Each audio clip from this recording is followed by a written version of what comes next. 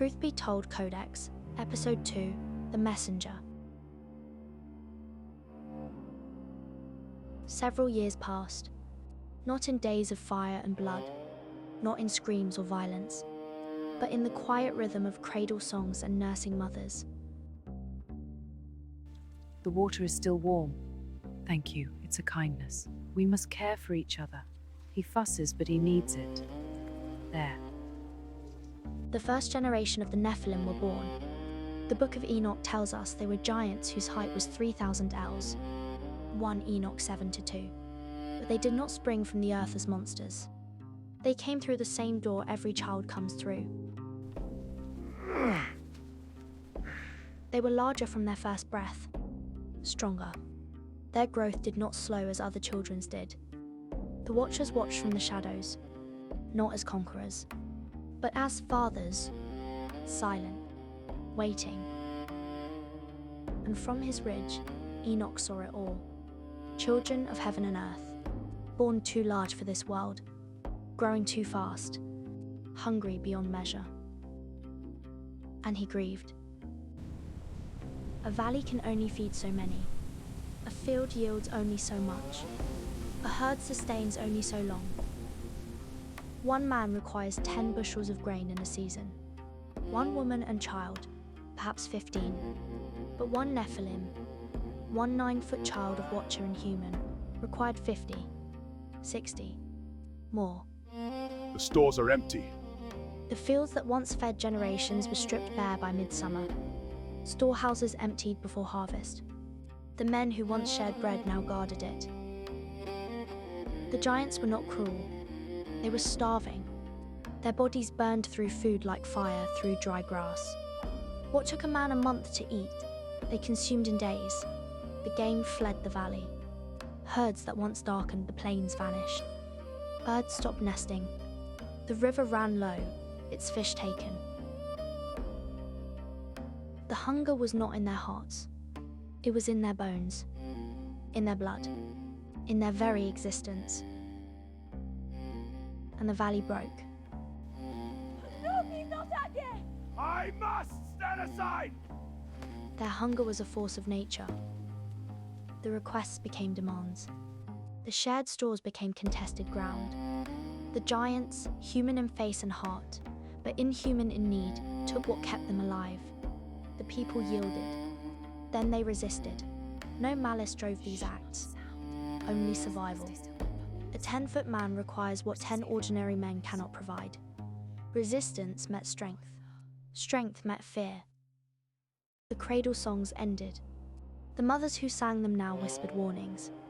The fathers who taught these giants now taught their sons to hide. The village dissolved. Families fled into the wilderness. Those who remained drew lines in the dust. Brother against brother, clan against clan, grain against starvation.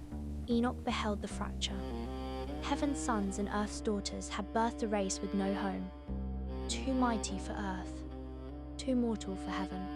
The Book of Enoch records it plainly, and they began to sin against birds and beasts and reptiles and fish, and to devour one another's flesh and drink the blood. 1 Enoch 7:5. But it was not only flesh that cried out. The grass withered, the rivers shallowed, the birds abandoned their nests. Creation recoiled from the mingling of heaven and earth. In the silence of his shelter, Enoch did not falter. He wrote, every birth, every emptied storehouse, every shattered family, so the world would remember why it ended.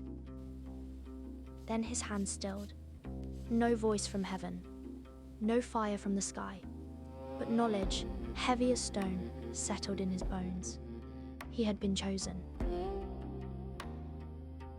He looked upon the valley one final time, the home he would likely never see again, the people he could not save, the children who could not be children. With scrolls and tablets and the weight of worlds, Enoch set out alone. Destination, Mount Hermon, where the Watchers had sworn their oath, where they would hear God's verdict. The messenger departed.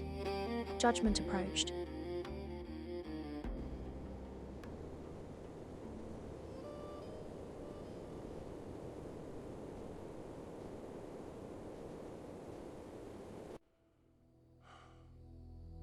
Enoch climbed for 7 days and 7 nights.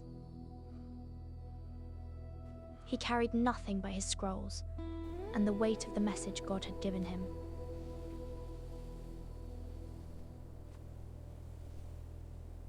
This mountain, the very same rock where the Watchers had sworn their oath 100 years before. He did not come to fight. He did not come to judge. He only came to speak. They saw him coming long before he reached the camp.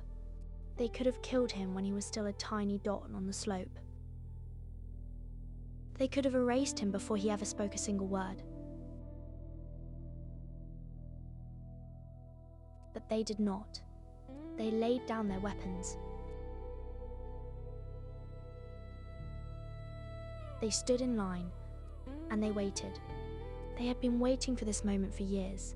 Semjaza stepped forward alone, and he bowed his head to a mortal man. Enoch spoke the words he had been told to speak. Judgment is coming, the earth cries out, and none of you will escape what you have done. They did not argue. They did not threaten. They only bowed their heads. And they said, "We know. We have sinned. We beg you, carry our prayer to heaven. We do not ask for mercy for ourselves. We only ask you to pray for our children, for they did not choose to be born, and for the first time since this story began." Enoch felt pity. He nodded. And he said, "I will carry your prayer." He turned his back on Mount Hermon, and he walked away. He did not carry a sword. He did not carry a crown. He carried scrolls, confessions, pleas, the weight of 200 broken souls. He walked down the mountain until he reached the waters of Dan, and there he sat, alone, with the prayer of the Watchers laid out before him.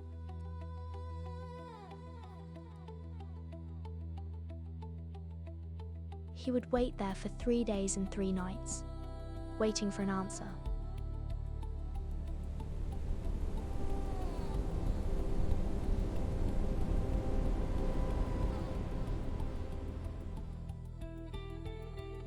An answer he already knew would come. Judgment is coming.